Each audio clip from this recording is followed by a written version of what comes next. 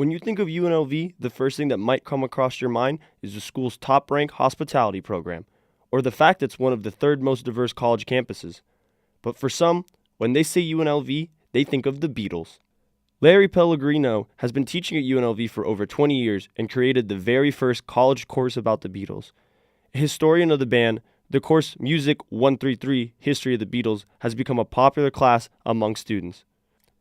In 2000, Larry started working at UNLV, but they told him they didn't have any classes for him to teach, and if he had any ideas about an experimental course he could instruct. There's a course that's been very popular through the years called History of Rock and Roll, which I taught that at CSN and UNLV, and this is sort of like an offshoot. History of the Beatles is, I put together the curriculum and I proposed the idea to the department chairs of both colleges.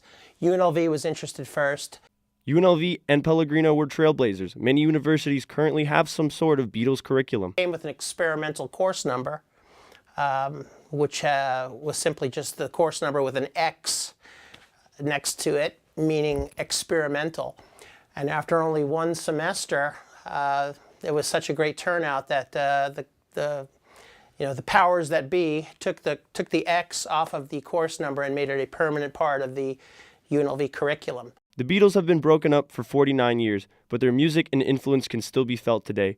Larry collects Beatles memorabilia and has a vast collection, often bringing them to class and explaining the rich history of the band. Now, Pete Rose signed this baseball, and Pete Rose, of course, is the baseball player that's banned from being in the Hall of Fame. He gets blamed for a lot of stuff, so every time he signs a ball, he says, "I'm sorry that I broke up the Beatles, Pete Rose." When Larry isn't teaching, he's jamming out with his old high school friends. If you're driving around Las Vegas, you might be able to catch the sound of his band, the Scoodles, named after his friend Bob Scooter. When asked if there's anything about the band he wants to get across, he simply just says, All right, so one of the biggest misnomers, I suppose, is that Yoko Ono broke up the Beatles. And I hope that whoever takes my class, by the end of the semester, they realize it just wasn't that. So there are several factors besides just Yoko coming along. The band was breaking up anyway. From Journalism 325, this is Josh Lozano signing off.